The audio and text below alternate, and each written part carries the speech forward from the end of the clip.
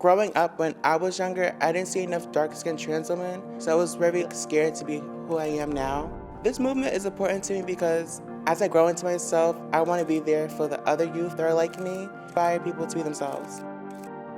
Given our, struggles as a community and our identities, we're not really taught to really take care of ourselves. I think that it's important for us to sort of seek that out as we start to understand more about ourselves and start to develop a sense of agency in terms of how we want to be treated for us and for our bodies.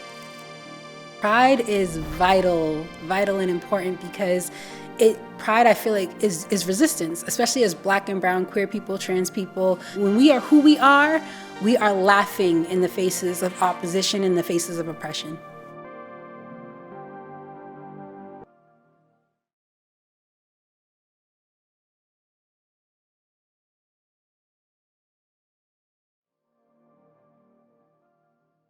Welcome to the final installment of We Are Here Boston Podcast and Livestream, brought to you by the X Clinic, a program with Codman Square Health Center. I'm your co-host, Amanda Shea, and I'll let my special co-host introduce himself. What's going on, everyone? My name is Curtis Santos. I'm one of the EDs of Boston Gay Urban Foundation. You'll hear a little bit more about us a little later. We got another ED in the building that's going to let you guys know what we do. Today's installment, we invited community members to discuss the issues we have been covering on the show, if y'all been following, you know, and talk about our vision for our community. So let's start with the introductions. Yeah, so everyone, let's introduce themselves. I'm going to start with Mariah. Hi everyone, I'm Raymond Rodriguez from the Latinx Geo Wellness Center, and my pronouns are he, him, his, him. Peace and blessings, everyone. My name is Eziah Lewis. I am a community health worker of the X Clinic. Just happy to be here, and my pronouns are she, her, and hers. Hello, everybody. My name is Keisha Spencer. I am the other ED of Boston Gay Urban Foundation. My pronouns are she and hers. And I'm going to just tell you a little bit about who we are. So Boston Gay Urban Foundation really strives on creating safe spaces for our Black and Latinx urban community here in the city of Boston. You can follow our pages to learn more about us. Our pages are Boston Urban Pride on Facebook, Boston_Urban_Pride on Instagram, and most importantly, our website is lesbianurbanfoundation.org.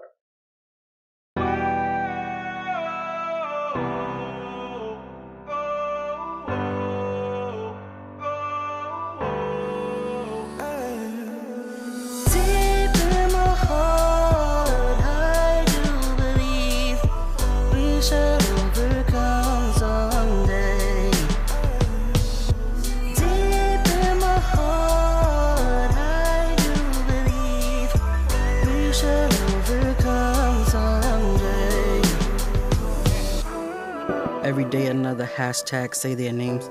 Every day another body bag, nothing has changed. We take to the streets and they place the blame on us. They really should be ashamed, but they're not.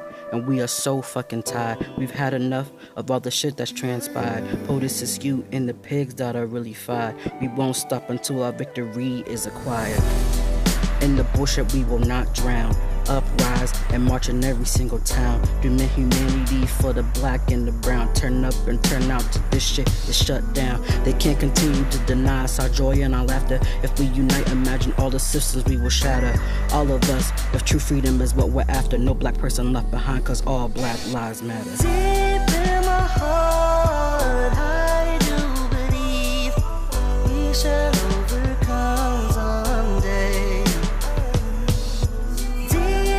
Heart, I do believe we shall overcome someday.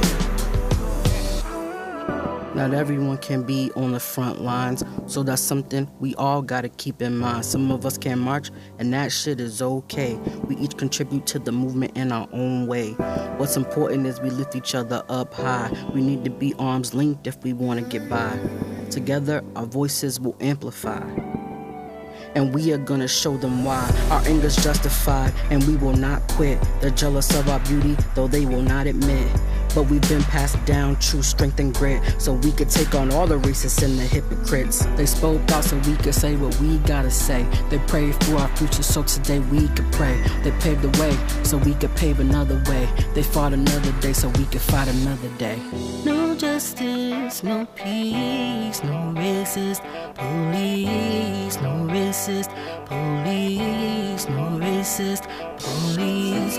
No justice, no peace, no racist police, no racist police, no racist police. Deep in my heart, I do believe we shall overcome someday. Deep in my heart, I do believe we shall overcome someday. It is our duty to fight for our freedom. It is our duty to win. We must love and support one another. We have nothing to lose but our chains. We have nothing to lose but our chains. We have nothing to lose but our chains. Maybe that someday is right now. I know it hurts, but we keep on going somehow. We gotta stay united, and we cannot allow them to kill our hope and keep our spirits down. Our liberty and justice must be our fixation. Denied they may, but we're the ones who built this nation. Time for talk is over, no more negotiation. So let's raise our fists for black liberation. Deep in my heart, I do believe we shall overcome someday. Deep in my heart, I do believe we shall overcome today.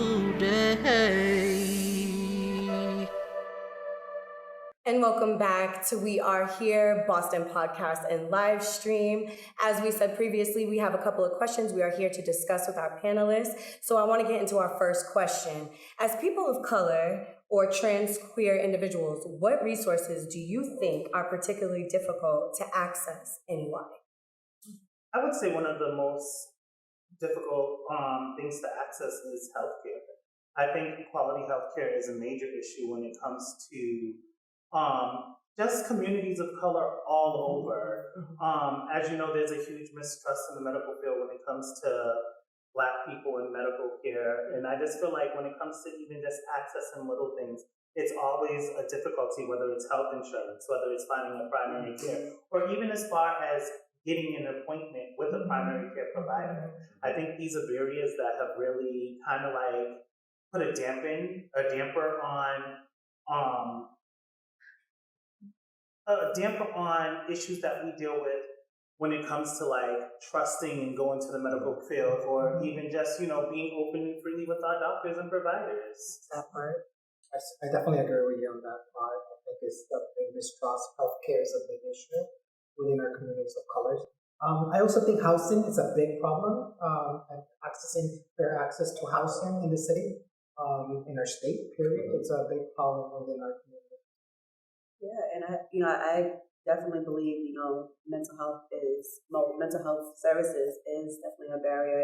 And, when we're dealing with our community, we want to meet with people that, look like us, that identify as us. And unfortunately, there's not a lot of queer mental health counselors, or they're not comfortable, saying I am a queer counselor. So that's definitely a huge barrier in our community. This will tap into some of the things everyone has said here. I think that also you hear a lot of like VPs from hospitals and community healthcare centers saying, hey, we want more mental health clinicians, but there's no one saying, hey, we're here, let me provide those services. So I think there is a big disproportionate when it comes to mental health access. So how do we create spaces for folks to get that access? That's what I always think about. You gotta be comfortable developing safe spaces. Absolutely. We talk about that, people are saying we're here and we want these things to happen. We have to think about how do we strategically reach out to our community and get in touch and tap into every area of our communities. We need to have support groups. It takes a village to raise a child. And I feel like, especially now with COVID and everything that's going on, we've been alone and locked up for so long that, we're dying to be loved on. Yes. I can't tell you all how Oh, I'm having a... No, you're on point. So for me, January 2021 was one of the hardest months of my life. I lost my aunt, I lost my gay mother to COVID-19, and to feel like, oh my goodness, I had been trapped and held in and confined to myself for so long that when I went to one of the services, someone gave me a hug, and I forgot what it felt like to actually a gentle touch, be hugged by somebody. And then it really started messing with me mentally. Like I just kept saying, you know, oh my goodness, why did it take this long for me to feel like I have support? Why is it taking this long for me to feel like I have love? And then from there, it just kept down spiraling. I kept losing friend after friend after friend, loved one after loved one after loved one. And it just made me realize that, you know, we have to learn how to love on each other, support each other, accept each other, and meet people where they are. Because if anything that this pandemic has taught me is that I'm no better than the next person. And COVID could have happened to me, could have happened to anyone sitting up here, and it could have happened to any viewer watching at home today. We just need to learn how to embrace each other and love each other. My follow-up question to you is, what did you do for your mental health in those moments? Like, I could only imagine how hard that was. It wasn't much that I could do, but turn to my friends for support, and that was through telephone. Me and my friends, it seemed like ever since then, I call them my family. Shout outs to Craig and Nod. They've been so supportive through the whole ordeal. We've gotten so close because the three of us were so close to Tanoia and Indigo that when it happened, we were kind of like, who do we turn to? So we decided we were going to turn to each other. And that was one of the great things about it. But I did sign up for grieving therapy at Codman Square Health Center. And one of the great things, shout out to Codman. One of the great things is that, you know, they had a team who was on call who said, you know what? Our appointments are full, but what we can do is we can squeeze you in, have a phone appointment, and then what we can do is try to get you in next week. And that's one of the things I was so grateful for. And they didn't even know I was an employee there because, you know, I thought I'm going through. But, you know, they were just, I really got, and this is one of the great things that I really enjoy and love about Codman Square. They say they're here for the people, and by all means, they really are.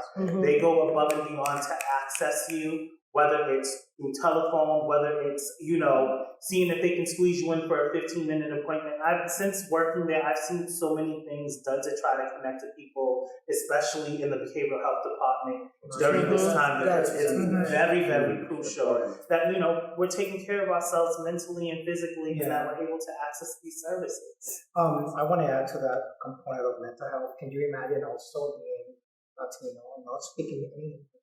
It's a big problem in our community, like not having a linguistic and culturally appropriate mental health care. It's not, there's two part of it, culturally, but then there's also the linguistic part. There's like 20 plus countries that speak Spanish, but we are different. And having that connection, it's very important. We go back to an era where we provided groups. We don't have any groups in our city anymore. We need to bring those groups back. We used to do groups on a monthly basis. We need to have that for our community, not only the transgender groups, but also the Latinx empowerment groups that we used to do. That's something that we need to bring back to our community. This, as well for me, this year was very hard, or the last 2 years. I'm a person in recovery and I relapsed. And it was extremely hard for me, who know the system, who work in the system, to even find adequate mental health for myself. I had to take myself, I had to say, oh, I want to kill myself in order to go into an emergency room, in order to get to another hospital. And it's a change effect that I know how to play, but the average client, our people, don't really know what to do. And I think that's a problem, and we need to work and change. Just adding to that, you know, I can speak to that because, you know, me being a mental health therapist, I know that there's stuff that I need to work on, but I don't feel like there's anybody right now that can help me because it's so hard to find somebody that I can connect with. And even like, you know, I have friends that come to me that want the services, and it's so hard because there's not many, you know, I'm not going to say there's not many, but not many of us are saying we are here. Like we are, We're not showing therapists. And even for me, like this is the first time I've come out to the agency that I work with, and they never knew that I was queer. So now that they know, now they're wanting me to be more involved, and it's just really trying to break that stigma. Like, how do we break that? How do we let people know like it's okay to be yourself at work? And kudos to you for showing up for yourself by naming that, because it takes a lot of bravery to say that to an employer. And also, I had a follow-up question for you. When you talked about these focus groups, for somebody who has never attended a focus group, what did they entail? Because you said they were really important. You had one once a month. What kind of topics and discussions and kind of meeting did you have? So I'm going to say since 2016, when Amir Dixon hired me at the Connect to Boston program, and we work over at the Multiple Trades Coalition, we used to offer the Latinx Empowerment Group once a month, and we also used to offer transgender focus groups where we basically just talk about everyday issues that we went through. What's going on in your life? How are you feeling today? Like, what's bothering you? Just having a support group, people that can relate to your problems and kind of give each other feedback. And it's just not only a lack of funding, but not having the right staff and organizations to take on this. That's why I created the Latinx Digital Wellness Center to do a conference once a year and to hopefully bring back this empowerment group. And I need the help from community organizations like Clinic, Common Square, you folks at Blue. I preach that we work better together instead of separated. I always tell my Latinx community, we are Afro-Latinos, we are Latinos, we are one culture. And I think we need to preach that more and use ourselves, our leaders, us, as an example to say, let's come together and show the rest of the community that we're one. Because it's the reality. So I'm gonna say this thing, because I hear a lot of things just now and I'm really feeling it. And I'm going to go with what Keisha said. Therapy is not one fit shoe. Like the shoe don't fit on one foot, right? You have to actually flex it out in the sense of like, hey, you might not be the great fit for me, but you might be the next good fit. So when you're going to therapy, you have to go with an open mind that, well, I'm not failing you. It's okay to leave. But some people really have this abandonment issue where like they feel like, well, I already attached myself to this person, so I can't leave. And I have to learn relationships too. Let me give you an example. Recently, I didn't like the therapist I was on. At first, I did a set of groups through the Casa Esperanza outpatient program. And after being there for a week, I was like, you know what? I don't know if I like this person who was assigned to me. So I said to myself, if I'm in a restaurant, I'm eating a plate and I do not. What do I do? Am I still going to eat it or am I going to return it? I have to do the same with the therapist. So with all respect, I don't see you and I clicking. I think I need a different therapist, and I like this one. So I think and that's okay to do. Yes, it's really like okay. shopping. And I'm glad that you mentioned that, because that's something that a lot of people don't know, even when it comes to our healthcare providers. We live in the state of Massachusetts. And we have the option to decide who we get our healthcare from. And especially, I'm talking to my MSM and my gay brothers and my bi brothers. When you go to your provider and you tell your provider who you're sleeping with, and if they don't provide adequate care, we hear you, sis. You are entitled to say, you know what, I just think this relationship isn't going to work. I feel like one of the things that we run into is that we don't know how to have healthy relationships with our primary care providers, and I think that's very, very important. Your primary care provider is your second family. That part. And I think a lot of people don't realize that, but because of the lack of equality healthcare within urban communities, people don't know that. It's very sad that we fail to get scanned for certain things, and we're always the last to be diagnosed.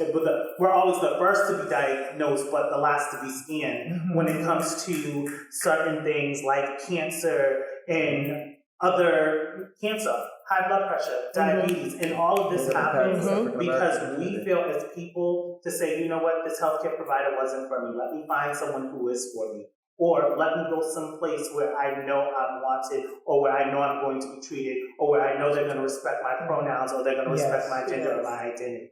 So, I think one of the problems with that is that our community often think, well, the doctor said that, and they don't want to question Exactly. it. And it's like we need to train our clients, our customer. It's like it's okay to question your doctor. Absolutely. It's okay to say no. I'm going to check for a second opinion. And like in my culture, in the Latinx culture, we tend to take it. They say it's black or it's white, and we do black or white.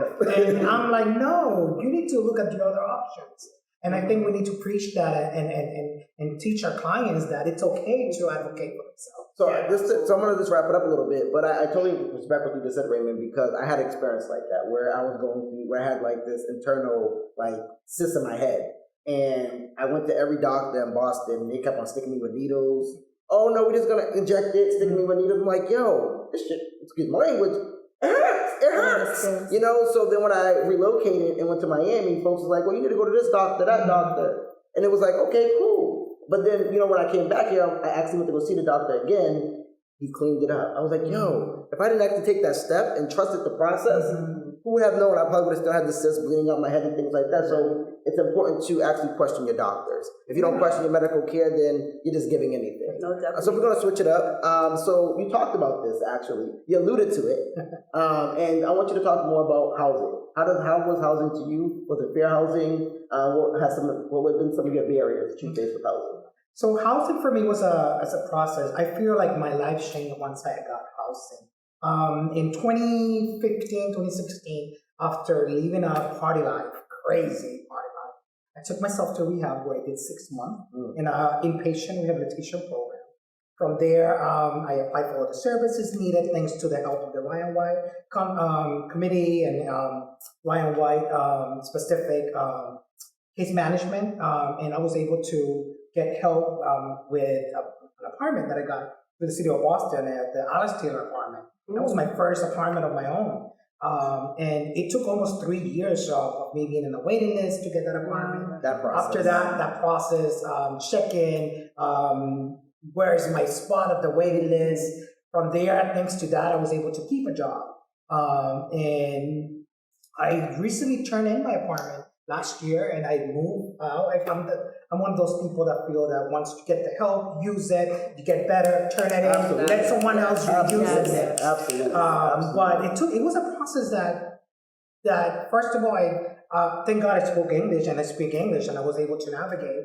But it's not an easy process. Apply here, apply there. A lot of people don't know that if you're HIV positive, there are different programs that can pay for your rent up to 6 months. For example, there's programs through Exaction, Fenway Health, Naponsa Healthcare.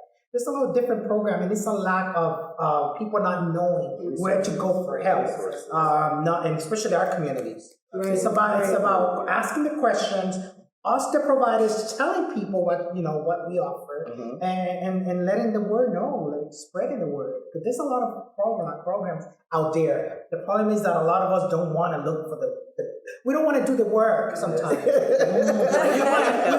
want everything to be done for us. Accountability. Get the results. You got to put in the work. I totally believe that. How have your guys' experience been with housing? I have to agree with Raymond. It's putting in the work, but also staying consistent on your workers. You got to make your workers work. That's what we all have jobs working in the field where you all are supposed to hold us accountable. Right. We aren't doing the job. People just need to be able to advocate and say, hey, you're my worker, you're responsible for making sure this happens. But speaking on housing, I just want to touch base on a very important topic that's going on right now, because as you know, thousands and thousands of people are being evicted from their homes due to the pandemic, and housing is a huge issue. And I don't think people understand how huge this is. Housing is a human right. And we need to understand that the same way it affects mental health too. On March 15th of 2020, the governor asked us not to go to work. The governor asked us to stay in our homes. No, you're real. That's real. Everything was closed down. People lost their jobs. The world stopped. It froze. And now that everything's reopening, you have people who want to kick tenants out of their houses because they can't afford to pay back rent and all these things. And then people are applying for RAP programs and different programs. And because the application's not filled out correctly, they throw the application away to the side instead of picking up the phone and saying, XYZ, you need LMNOP in order to make things happen. We just live in a world where second chances aren't a given. It just seems like we just have to always fight. And being a Black transgender woman, one of the things that I've really been thankful for is the Transgender Emergency Fund. Chastity Bowick has been on her grind, making sure that trans women of color in our community do not have to sit here and go through it through this whole pandemic.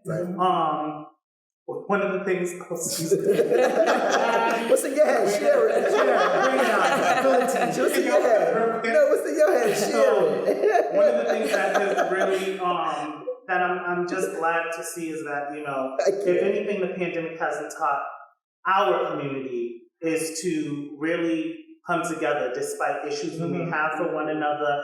And one of the things I really want to say, especially Blue, because y'all have definitely held it down for the community during the pandemic. You all have definitely brought us together. You all have definitely made sure that we loved on each other and definitely kept a smile on our face. Even when the governor said it wasn't safe for us to do so, y'all still made sure that y'all took care of our people, made sure that we were safe, made sure that we were okay, and y'all just held it down. And I just want to say thank you. Well, thank you guys. And you guys have even offered me the opportunity to like get back out there and do your thing. Get back out there and do your thing, sis. It's just being mindful of things like that. Like we face so much through this whole pandemic, and just even like going back to housing. I wasn't at risk of losing my housing, but I have roommates, and my roommates couldn't, you know, keep up. I happen to be an essential worker, so I got to work throughout the pandemic. So, you know, some of my roommates couldn't afford their rent. So, of course, it was a difficult situation, you know, and then you're sitting there like, oh my goodness, you know, this is going to make me be put up in this place as well. And, you know, and we didn't ask for this. No. None of us asked for this. None of us asked for the pandemic to show up on our door. And I just feel like we need to learn how to support each other during this time. And I totally understand. If I'm not paying rent, my landlord can't pay her mortgage. If she can't pay her mortgage, she can't take care of her family. We have to realize that this is something that trickles down, and it's not just hurting me, it's hurting everybody. And then what kills me is you have people racing the housing court to evict their tenants. And like, you know, all I'm saying is housing is a human right. I've been out protesting. I've been in front of the governor's house. And people don't understand. A lot of people don't understand that, you know, there's programs. There's programs like, I'm going to get it wrong. You said Raft. Raft is one of the programs. Raft, but there is a program in JP, and it's on the tip of my tongue. No, but they are really behind the whole, you know, support housing. And what kills me. What can I say? Not to cut you off, Desire. I think that what we need to start beginning to do is going to our legislators and saying, listen, this is some of our rights, right? Like you just talked about, fair housing. Fair housing looks different everywhere you go, right? But how do we create more transitional housing programs for our young LGBTQIA folks that are growing up that don't have housing, that had to leave their house because of whatever they've been experiencing within their household? You know, so how do we create more transitional housing programs that they actually live a proper? Keisha, you want to say something to that? Just quickly, you know, I definitely agree with both Raymond and Desire, so I'm not going to say too much, but, you know, I like to talk about, well, can we talk about, they say, like, low-income housing, but then it don't really be affordable. Right, it's not low income, and, you know, I can be transparent. I'm in a affordable housing apartment. I'm like, but I'm paying like market rent, so how is this affordable? And so...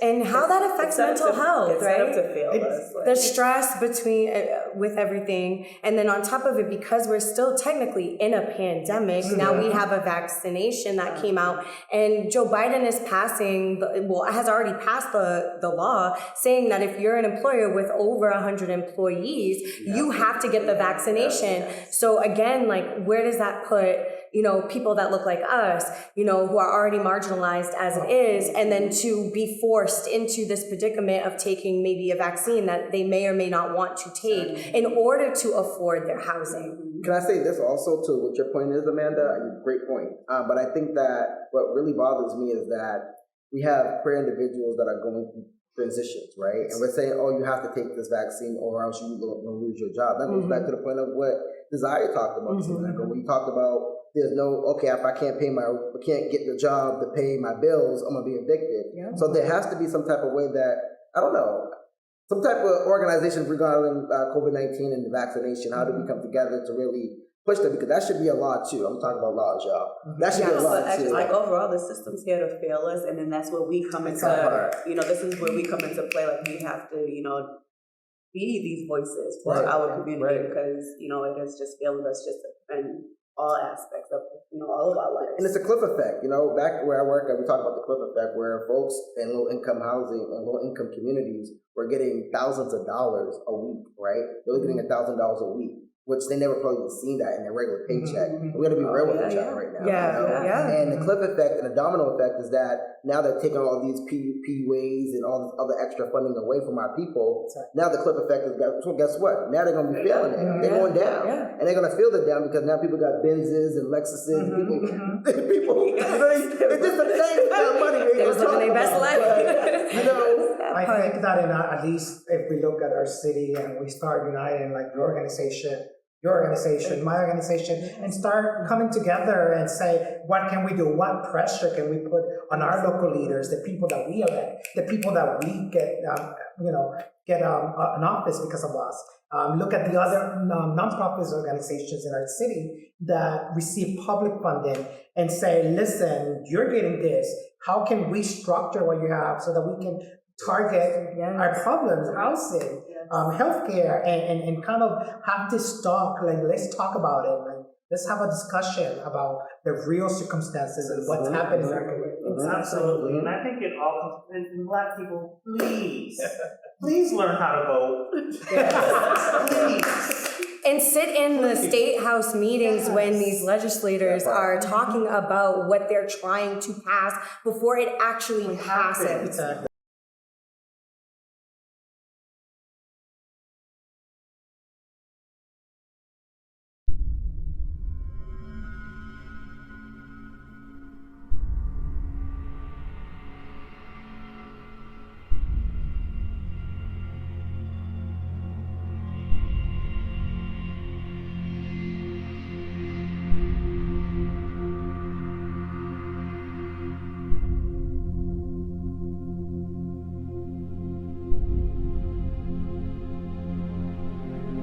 Story.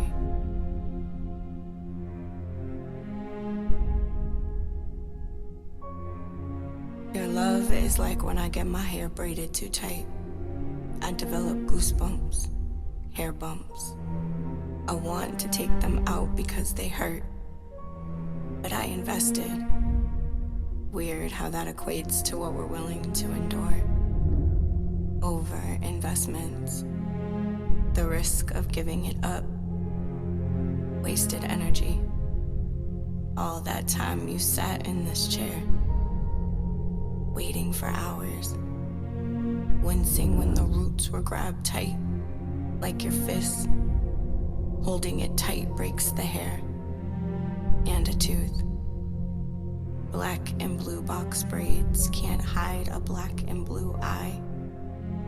No matter how the bang-yang hang, it won't cover the bruises. You hope nobody sees it, but it's there. You search for compliments on your crown, scared to smile because now you need one. The hair is too fragile, so it becomes brittle. In the winter months, it's dry. Old hearts, bitterness, apologies are silent. Like hair, when it falls, when it falls, when it falls, when it falls, when it falls.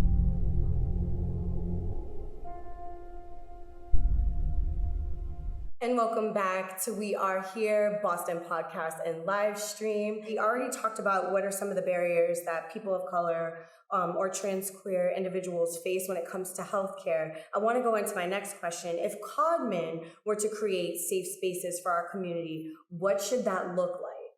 I definitely want to say Codman hasn't created because we are a safe space.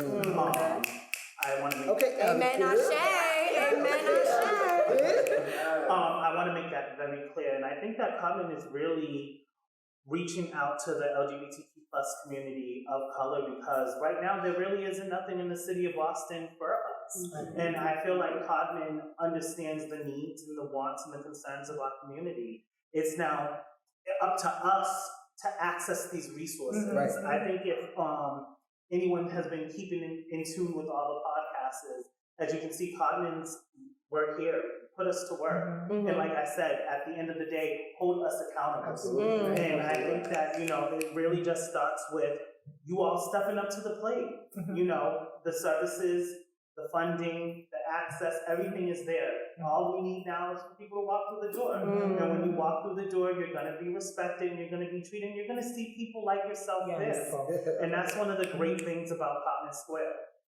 I also attend Codman Square Health Center for my dentist work, my medical, even my son, vision, everything. So I can honestly attest to that. Like when I walk in, I feel comfortable, I feel safe, and everybody looks like me. I actually had an issue with one of my dentists. I wasn't really feeling, and I went right up to the front desk and was like, "Ma'am, can you please help me?" And got me all the way together very quickly. I didn't feel like I couldn't come to them and tell them what my concerns were. So Codman Square, like you said, Desire, people need to now walk through the doors.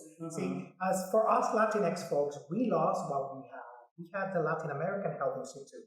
They're gone. We had the Chelsea Centro Hispano. They're gone. We had the Brockton Centro Hispano. We're gone. So there is Latinx Digital Wellness Center, which I created to come to organizations like Codman Square Health Center and there's Clan, and let's work together. What can we do to reach our Latinx community? What can we do to make it a safe space for our people, linguistically, culturally? And I'm pledging my organization so that we can work together and let's get to work. There's a lot of things we need to do in our community. Absolutely. And I think the power of networking is so powerful.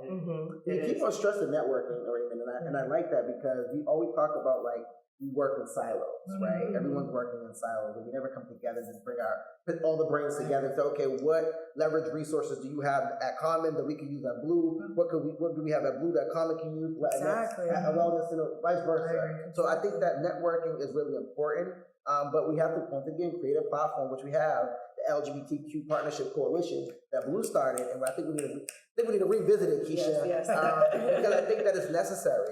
And just hearing some of the people talk about, we don't have transportation access, and we're like, well, wait, we have Lyft vouchers over here. You guys can utilize us as access points. So we need to start working in silos and coming together. Absolutely, I definitely agree with you. And one of the things I just want to say is, Raymond, I keep hearing you talk about the needs of the Latinx community. At Codman Square, we have such a diverse staff that, I just want you and your community to know that you all are more than welcome to come to Codman Square. There's translators on site at all times, as well as the Haitian Creole community. And that's another thing I just want to touch base on.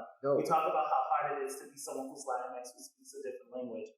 Think about our Haitian population, our population, our Brazilians. Absolutely. We are such a diverse community living in a small urban society.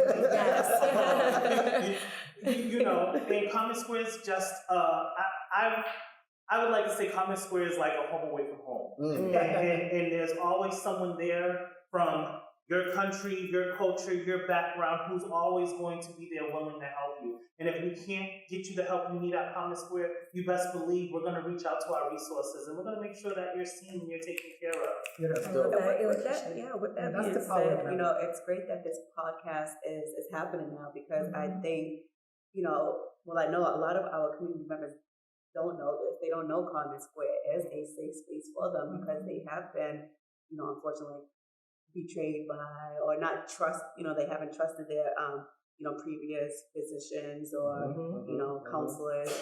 So, we really just need to get creative on how we are going to present this to our community. So, because, we can put this podcast out, but we want them to view it. Right. We're giving them all this great information, but, we just really need to figure out how do we get it to those and it's about us stepping our game up. It's about us making sure that we're out in the community and we're present.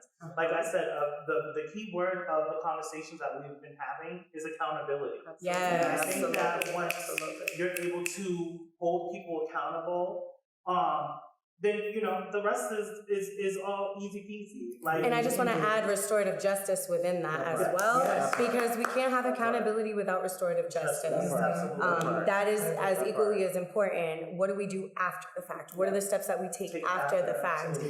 Because nobody should be oscillated or isolated from said place when they need to ask someone to take accountability. And that even goes for medical practitioners as well. We are also human beings. No one is perfect, but we should be allowed to address whatever it is that is on our mind and have accountability and then have restorative justice right after.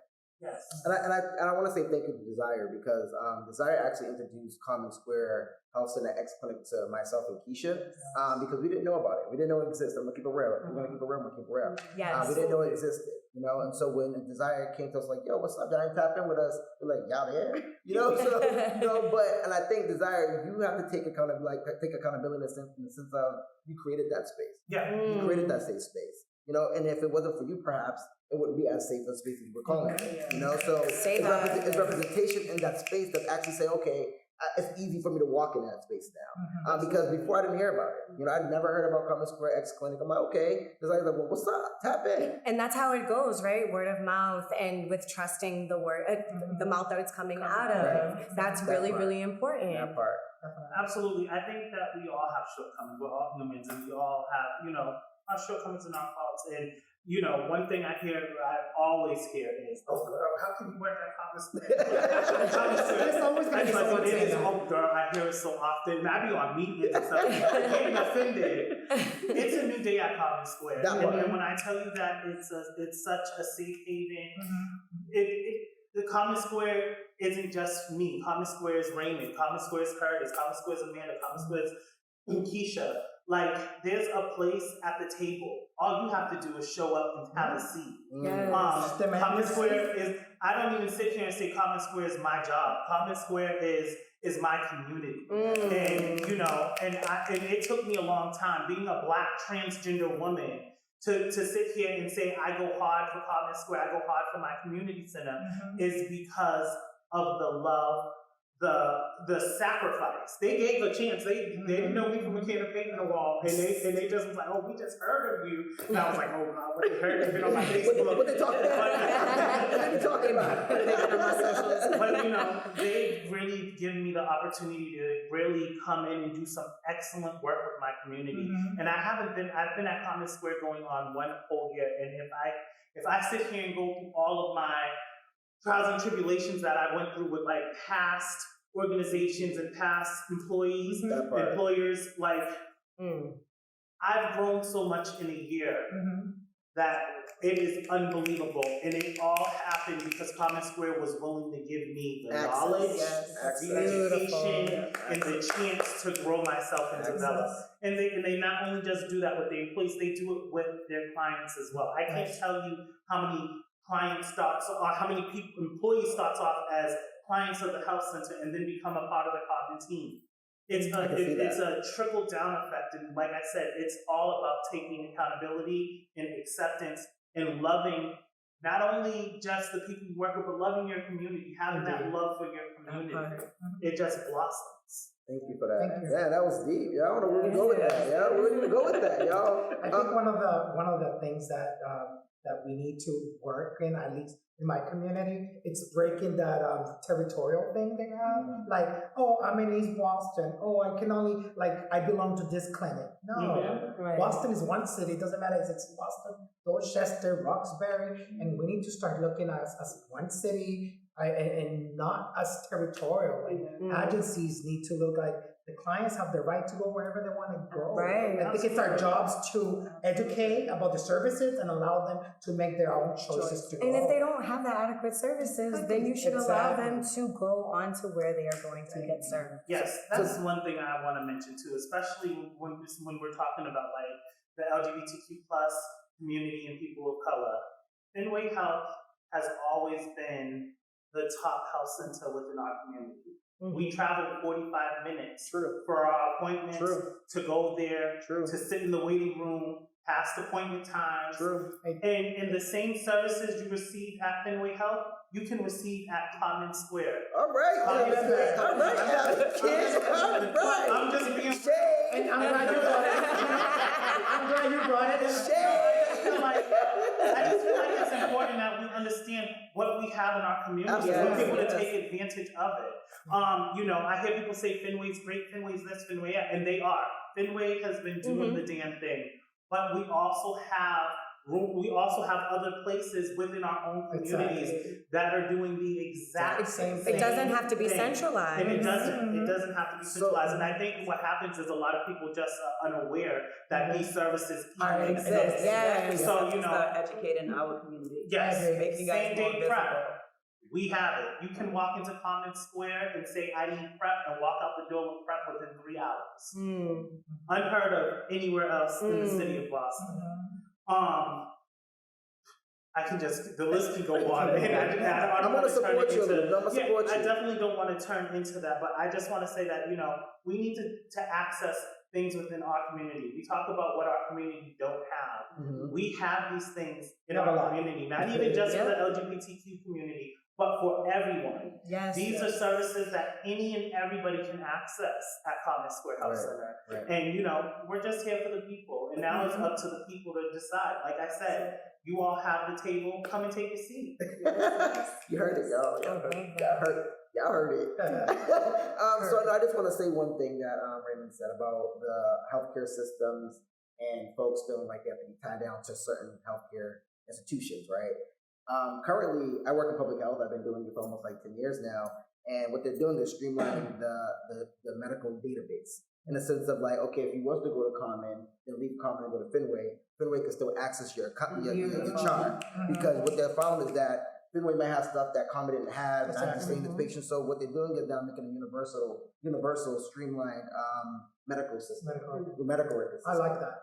And I think it's better for the people because once again, we talked about it. People hop. You know, when they hop, they didn't know what's happening right in real time. Not waiting 2 or 3 weeks later. Say, oh well, come back in. We seen you 3 weeks ago. We seen you with the or giving your whole history during the re-traumatizing yourself. During the appointment. I have been to probably every single like in the city, and I happen to go back to where I've been. And now that I've been introduced to Codman Square, I probably will be going again. You know, and it's like I've been to so many different places, and it's just for me, it's like that touch. We saw that. I love that. Codman Square. Come on down. I'm loving it though. So, we guys talked about mental health, right? And we talked about how it's disproportionately not available. And I think that for all of us sitting here, including myself. How do we take care of ourselves when it comes to mental health, knowing that we don't have those services readily available for us? And we talked about certain ways. We talked about grieving therapy. We talked about art therapy, one-on-one counseling therapy. But how are you guys taking care of yourselves when it comes to mental health? Well, for me, working in the field since I was 15, and I'm going to be 40 next year. Quite a while. Good. 40 where? That part. I go as far back as Latino Health, and as I'm getting older, second chances, I think we spoke about second chances and redemption here in the conversation. Looking back into time, looking at my fall, like the times I fall down, looking at my addiction relapses, my lapses, and I'm using all that to grow, to better my life. And it's all about self-care, having my own connection with my spiritual being, like my outside, which is, for me, it's all about nature, my higher power, which is God for me. Yes. And for me, it's about doing for others. Yes. Like valuing what I have now and not what I don't have. Like what's in my hands. Right.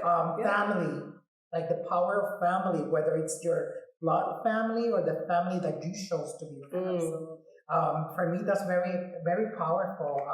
Self-care, like just taking time for, yes, I give the world all this, but then I need that little piece for myself. I'm very much so like you, Raven. Like self-care is really important to me. Like it's so much of myself, you know, to my clients doing this work. So, you know, just being home by myself or shutting off my phone and not like messaging my friends right when they like.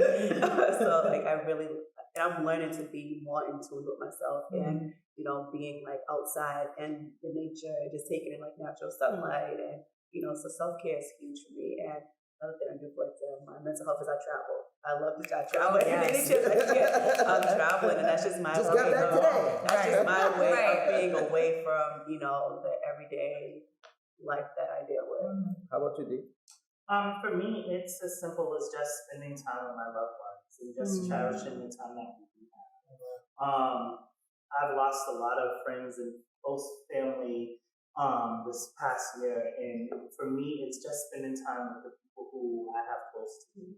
I just came back from a trip with New York with two of my close friends, and you know, we're just cherishing a little time. So when it comes to like self-care, I make sure I check in with Craig daily. I don't hear from Craig, it's an issue. Like, you know, where you at? And it's kind of like one of those things where he'll show up at the door like, Miss Thing, you ain't answering your phone. Like, what? It's crazy. Come in the house, girl. Come eat. We do Sister Wednesdays. So we watch Sisters and we have our wine and our cocktails.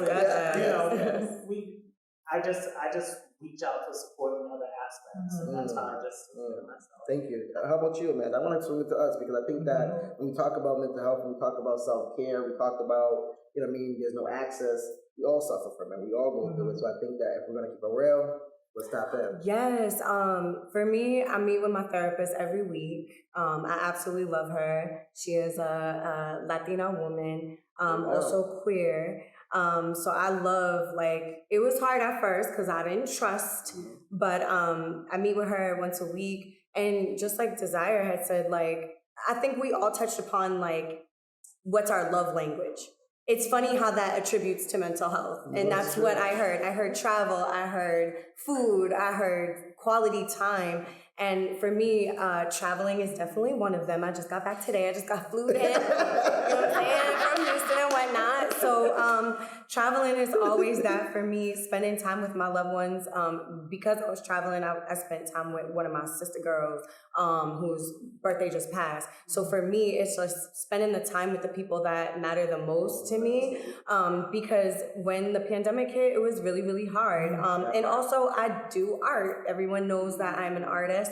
So I channel a lot of my emotions. I journal a lot. I write a lot of poems. I dabble into music. Like for me, those are things that really keep me grounded and focused. And obviously nature. Anytime I can be around water, or I could just take my shoes off and put my bare feet into the grass, like being in the sun, that's really what keeps my mental health in check, but also is my self-care moments, and running baths as well. Because we're going into winter, traveling is a thing because I definitely battle with seasonal depression a lot. So getting outside is really, really difficult in the winter months. So I've been just trying to hone in on things that I can still do that keep me full. Thank you for asking. No, We're going to build a snowman. Well, I need an invite to Sisters Wednesday because that just sounds mad lit. I want some food. I'm going to kick it over to Amanda. No, what do you do for self-care? Get into it, don't you? Get into it. So for me, one thing I need to go back to, I used to do radio, which was really healing for me because I can go ahead, talk my ish, and leave like, ooh, I done talk that, I can walk away. But I realized that family, friends, really fill me up. When I'm really down, I'm like, yo, let me tap into family, let me tap into friends. And then what else? Travel. And then other than that, tapping into people. I love helping people. That's really, really what my gift is. So when I see other people doing well, I'm like, oh, I did that. I feel good about that. Acts of service. Yeah. Look at that. Love language. So yeah, that's where it goes. Though I think that helping people, family and friends, is really what really fills me up.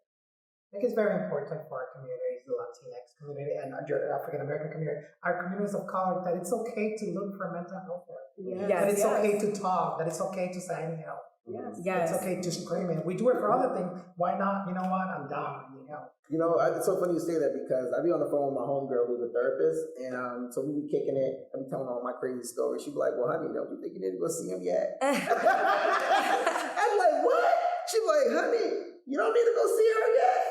But I love it because she fills me up with saying, well, it's good to talking to me, but maybe I'm not the right person to talk to. Maybe we need to go somewhere else and talk to them. Our friends can't always be our sounding board. And that's why I said sometimes I just tune my friends out, because, you know, I give so much of myself to my clients and I gave so much of myself to my friends and my family. It's like, all right, I need to, you know, that boundary.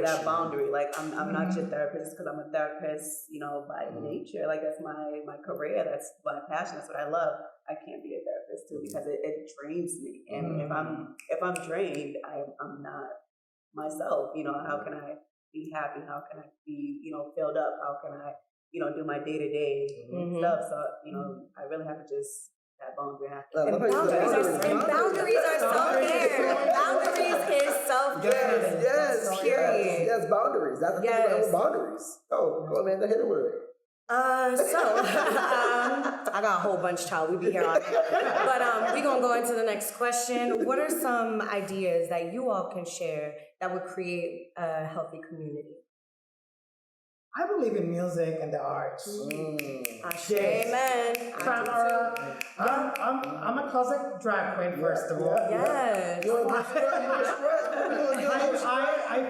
Anything that's festival or festivity driven, for me, that brings food, culture, music, that's for me. Like, yes. Well, Raymond, I love the one to our brunch. Come down to our brunch. We wanted to do a Latino brunch. We gotta talk. We gotta work. Yeah, anything that's food oriented, music oriented, dancing. Yes. I think for me that's culture.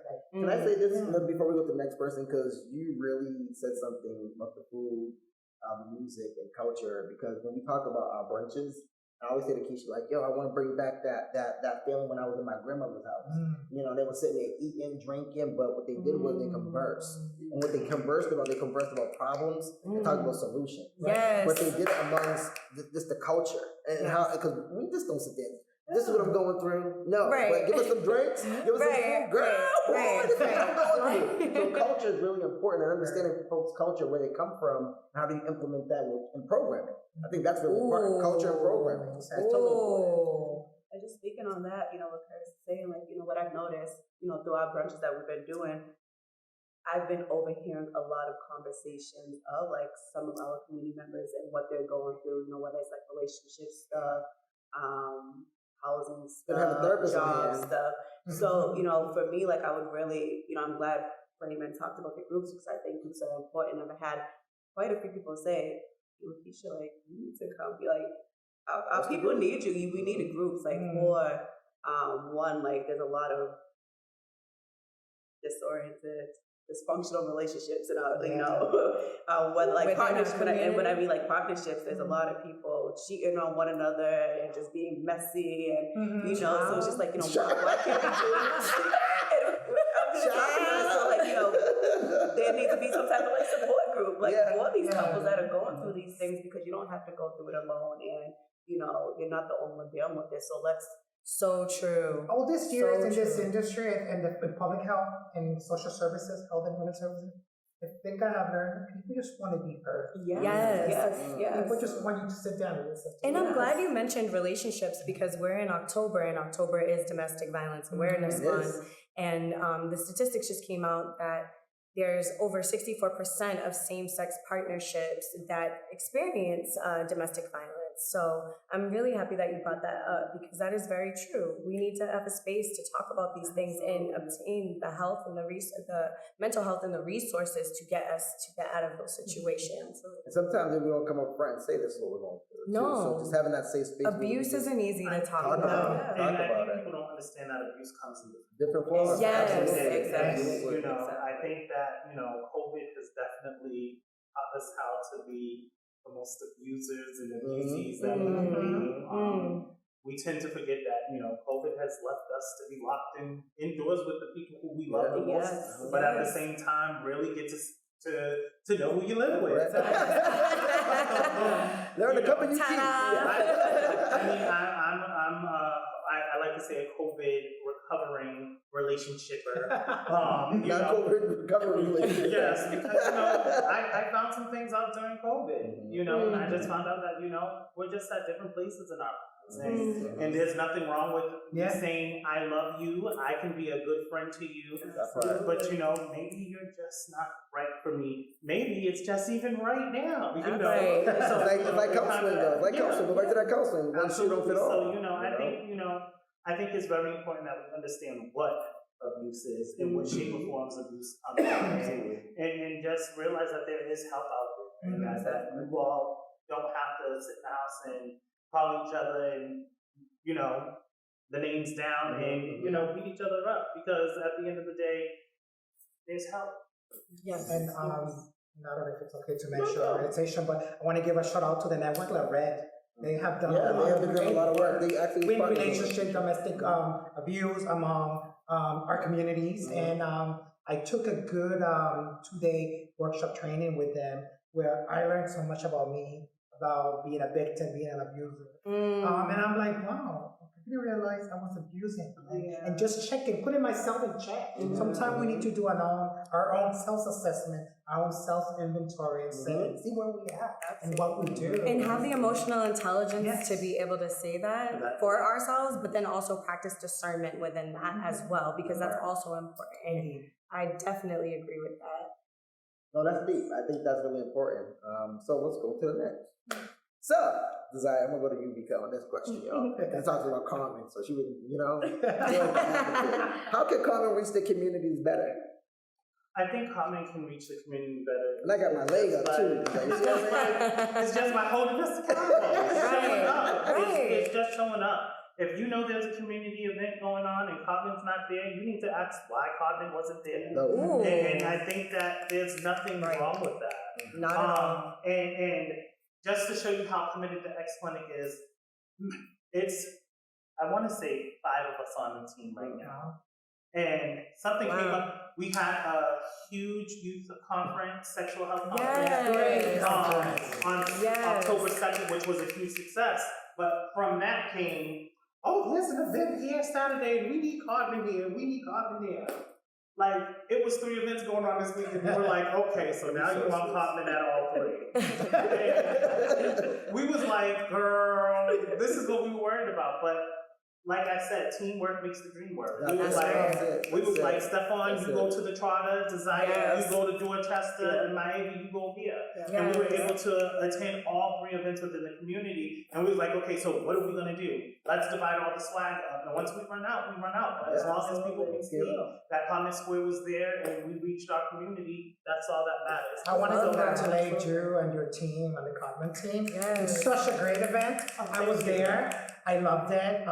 And I got to meet one of my idols, Dominique Talk about it. I proposed, and you got an award there. Yes. Congratulations. You deserve it, and you've done a lot. And it was such a beautiful event, and I was glad that I was there to experience it. And it was very nice. So I'm just going to go on, Keisha. How do you think Codman can better serve the community, better reach the communities? As I said earlier, just making Codman Square more visible, because a lot of people are not aware of these services, and that you guys do provide a lot of great services, and I think our community needs to know that. Just being more visible, and with us being able to help you guys become more visible, as you said, if Codman Square is not there, ask why not, because we know that these services are there, so we need to be that voice for Codman Square as well. How about you, Raymond? I need to come with you guys. I I need to realize. I need to go to dream team. I'm always gonna say, just always making things Spanish and making sure not only Spanish, Asian Creole, Cape Verdean Creole, and Brazilian Portuguese, and just being linguistic accessible and culturally accessible to people. Absolutely, and I can promise you that Codman has definitely developed a strong team working through all areas and diverse communities where, there's no language barriers. And, we're definitely out there making sure that we're trying to just not reach one community. We're trying to stay inclusive to the whole community and invite everyone into the doors. So thank y'all for that. I'm gonna turn it over to my homegirl. What's up, Amanda? What we going with? We're going to take a short break and come right on back with our conversation. This was so beautiful. We'll be right back, y'all.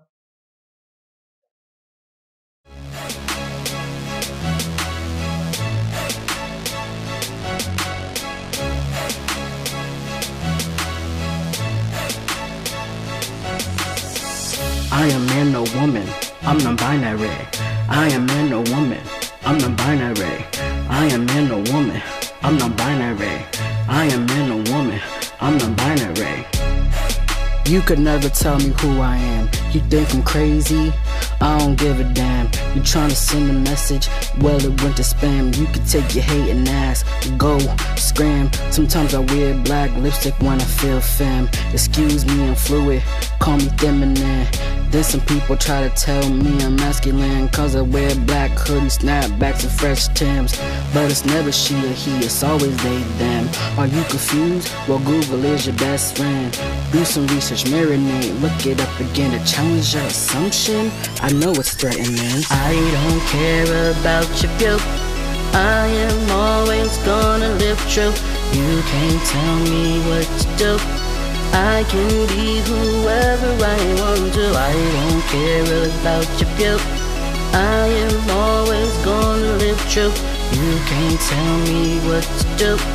I can be whoever I want to. I am man or woman, I'm non-binary. I am man or woman, I'm non-binary.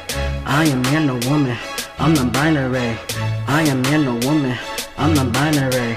Hold it right there, let me stop you in advance. Before you even ask, I won't give you the chance. Why are you so concerned what's in my pants? I still see you creeping, trying to catch a glance. Y'all fools are fixated, stuck in a trance. I'm so tired of doing this song and dance. It's only two genders, well that's your stance. Cause I'm in love with being trans, we're in a romance. Too hard have I fought to be reduced down to that one thought. Jealous, are you living in your truth? Probably not. My existence brings change. What have you brought? I don't care about your view. I am always gonna live true. You can't tell me what to do. I can be whoever I want to. I don't care about your view. I am always gonna live true. You can't tell me what to do. I can be whoever I want to. I don't care about your view. I am always gonna live true. You can't tell me what to do. I can be whoever I want to. I am man or woman, I'm non-binary. I am man or woman, I'm non-binary. I am man or woman, I'm non-binary. I am man or woman, I'm non-binary. I don't care about your view. I am always gonna live true. You can't tell me what to do. I can be whoever I want to. I don't care about your view. I am always gonna live true. You can't tell me what to do. I can be whoever I want to. And welcome back to We Are Here, Boston Podcast and Livestream, brought to you by the X Clinic, a program by Codman Square Health Center. And do we have any more questions? I think we do. We got a couple more, right? A few more. All right, bet. All right, so we talked about a lot. I think I just want to cover bases. We talked about a lot today. And one of the questions I do have is food, right? Food and nutrition. We know it's a priority, but folks don't look at food and nutrition as a priority. What are some ways or resources that you guys have that you guys like to share with the people about food disparities within communities? And you talked about Common Square, and I know personally, Desire, we connected, and you introduced me to a lady that actually does food pantry distributions. I'll go to you first on that. Sure. The X Clinic has teamed up with Carolyn Lomax, and we distribute Meals on Wheels every Tuesday and Friday between the hours of 12 p.m. and 6 p.m. within Mattapan, Dorchester, Roxbury, and we go door to door. After we do all of our door-to-door services, we go right into Common Square between Citizens Bank and Walgreens. You'll see us there with the U-Haul trucks, and you'll hear us yelling, food and snacks, food and snacks. And, you know, people just, the cars lined up, just coming in and getting boxes of food to bring to their loved ones. It's beautiful. That's nice. Yes, it's definitely been very rewarding. We've definitely been able to reach and connect with several members of the community through it. But I also just want to encourage people to not only use Preservation Circle, but use your local community food banks, churches. Yes. It's very important, especially during these time of needs and during the pandemic, that, you know, we look out for each other, you know, and it's not just, you know, just grabbing food for you. It could be grabbing food for the lady next door who has 3 or 4 kids. You know, it takes a village during these times. So, you know, definitely use your local food bank. Use your local food banks as well as your community farmers markets for discount fruits and vegetables. I think it's very important. I'm going to go to Keisha. Speaking of farmers market, I just want to let everybody know that we do actually have some coupons. So, you know, tap into myself and Curtis. We do have some coupons to give out to the community. And I do also just want to add, right now, myself and Curtis, we are in the middle of planning like some type of programming around food disparities, because there is a lack of it. And we're really going to be teaching our community how to make a meal on a budget, because a lot of us are on a budget, and, you know, we don't know how we could like really stretch $25 or $20 to, you know, create this healthy meal or this fulfilling meal. So look out for that. But as Desire said, you know, really tapping into our resources here in the city, our local pantries and churches. Can I tap in with Keisha really quickly? Because also we're going to actually be doing assessments, right? We're just not going out there just doing the food stuff. We're actually going out there and assess our community.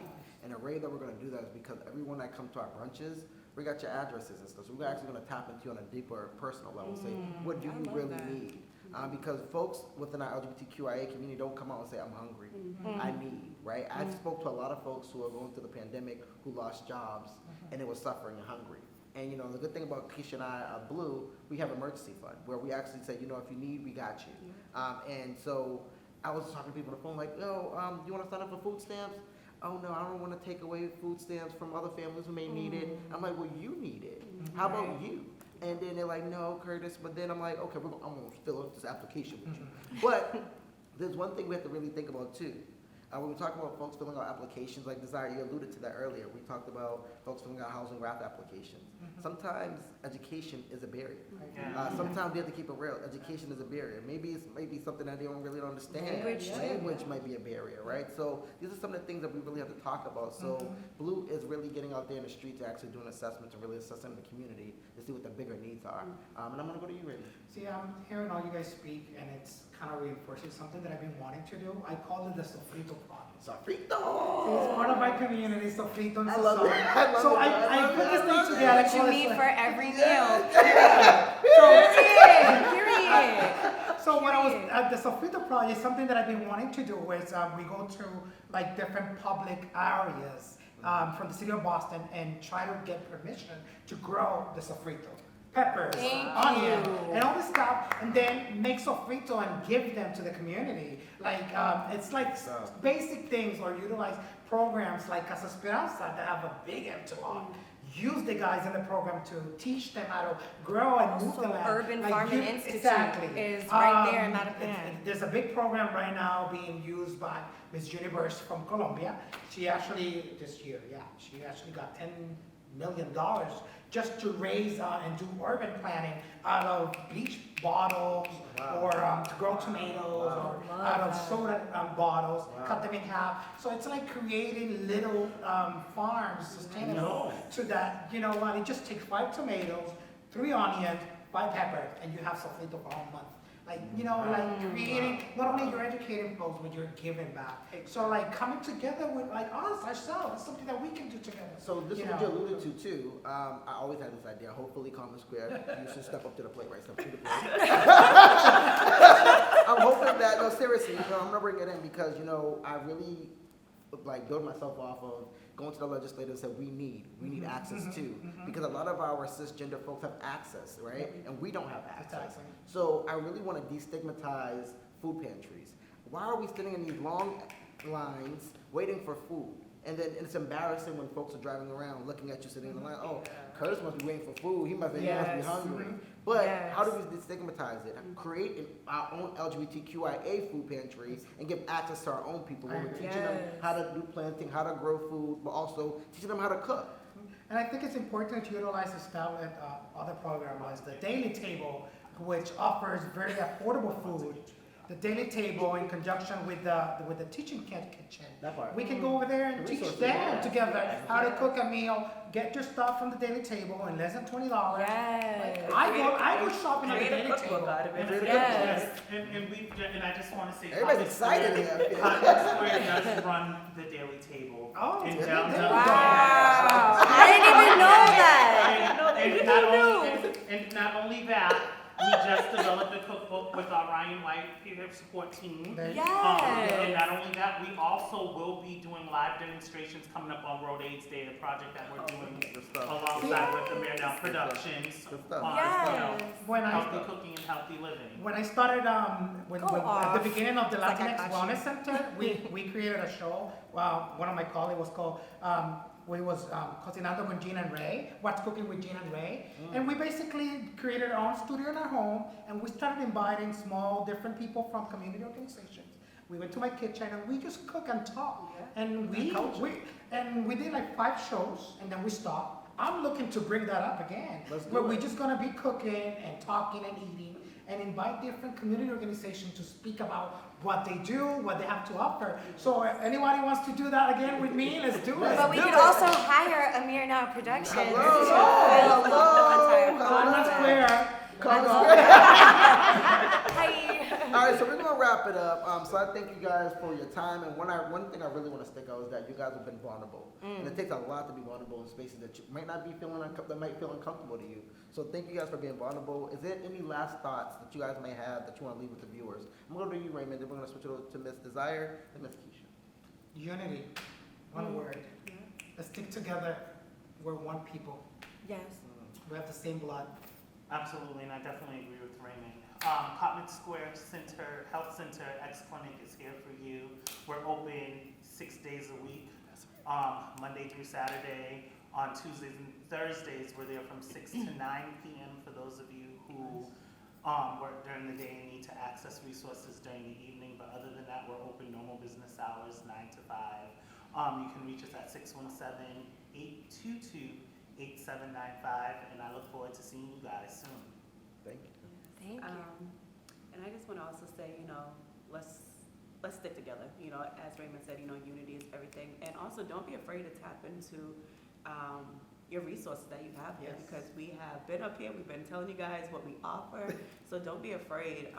We're not here to judge you guys, we're here to help you guys. So definitely tap in with Codman Square, tap in with Blue, because I see the work that we're doing, so I'm just gonna leave it right there. And share this show, because there's a lot of people, as we said before, that won't even be able to view it. And there's so much information just jammed packed into that. And because of that, I want to take this time now to thank all of you for being here today. Thank you as well. I want to also thank the X program at Codman Square Health Center for just bringing this project together into the community. Also, we are excited to be shooting our first live show next month in partnership with Blue. So you can see the info on the screen right now. Tap in. Tap in. And once again, thank you guys for joining us. Please feel free to reach out and let us know what your thoughts are regarding this production and your vision. Please tap into Common Square at codman.org/we-are-what? Here. Tap in, y'all. Thank y'all. Peace and blessings. Until next time, we are here. La moitié finie avec le repart du Notre-Dame, j'ai encore plus de fric sur ma carte. Bon, j'ai pas voulu faire toute une crise, donc je te demande simplement in English pour que tu piges. You got $1? You're fucking lying, let me see. Open your purse. I see it right there, give it. We in the car spitting bars with the windows tinted. Flow funky, fresh, clean like toothpaste, mint. Tiny new money when I slide on the scene. Turn on them notifications, let me hear them catchings. Them a ring, make my them a ring. Cause I need the bling. Free mind cage heart, so this bird's gotta sing. Young Trenny with the fanny, tryna outlive this nation. Raging, tryna fill my big while I'm on vacation. All these crackers tryna pay me, call that shit reparation. Sorry to disappoint, you just got high expectations. You got so much money, you got time to waste. I'm a bitch with champagne drinks for taste. Red bottom energy, but I'm a top. Snitches, cops, stitches, we ain't giving for ops. So when I'm out, these bitches staring till they faces fall off. Got Balenciaga bread with a sort of ring rock. Let that cheese behind the ball, watch it roll like magic. Dead white dudes help me pay for new fabrics. Them a ring, make my them a ring. Cause I need the bling. Free mind cage shout, so this bird's gonna sing. What? Them a ring, make my them a ring. Cause I need the bling. Free mind cage shout, so this bird's gonna sing. Money.me/Trap Beat Tranny. Baby, black money don't grow on sowing southern trees. Strange fruit proceeds to paying all your fees. Now the world wanna act like money go on me, so I only spend monies on groceries and smoking tree. Dollar sign and I'm drowning in anxieties. Glass of wine and I'm stunting like I'm bourgeoisie. 401k and an IRA's a memory. Our generation's wealth is love, we call that shit family. I'ma scare you like Joanne, cause honestly, truly, I'm left when it's a man. But I think it's really funny when you drop a bitch a band. Run it up, throw some money in the pan, put the cash right in my hand, yo. Robin Hood done robbed the hood, he gonna gentrify the block and say he living good. Poor whites finding riches just to live in the woods. Won't even drop her down the house and niggas pay for some goods. Gotta go fund me, can you go fund she? Spot me when they make a niggas funds freeze. Reimburse when I toss them to the homies. So populate my wallet cause that Lincoln looking lonely. They scared of scans but they heisted for spices. They scared of scans but they jacked up the prices. Bringing out the billions just to bang with ISIS. Clicking games, goofy prices. Now we in a crisis. Unemployed, but I work all day. Gotta crowdfund, do shit, and donate. Make money move so my niggas get paid. Spend half my rap cash on ritual aid. No flex, just checks. Fuck a damn means test. We do all this shit and we still no rest. What's next? Like it's on reflex. As a bougie bitch to donate and they in distress. We pass the hat like we still in church. We pass the hat and we sell our merch. We pass the hat and we open a purse. And if you act like you don't see that bitch, you just gon' get cursed. Hope it hurts. Like when I saw how y'all did Tessica. Fuck me up cause every day I see the replica. Got Gorilla Glue burned in my retina. Would've been different if her name Jessica. Stay high, retweet, buy. Talk shit about my black trans bitches, you gon' die. There's no free money, run a game on the fly. When you realize I'll be gone with the cash. Fun side. This beat sounds like you can't afford it. To the même shot, t'as des bruits de bonne soie. Si music takes you far to spend all your l'argent. Paris can burn anywhere if your imagination is rich. But listen and listen well. Illusions may be free, but in reality, all of your money should belong to we.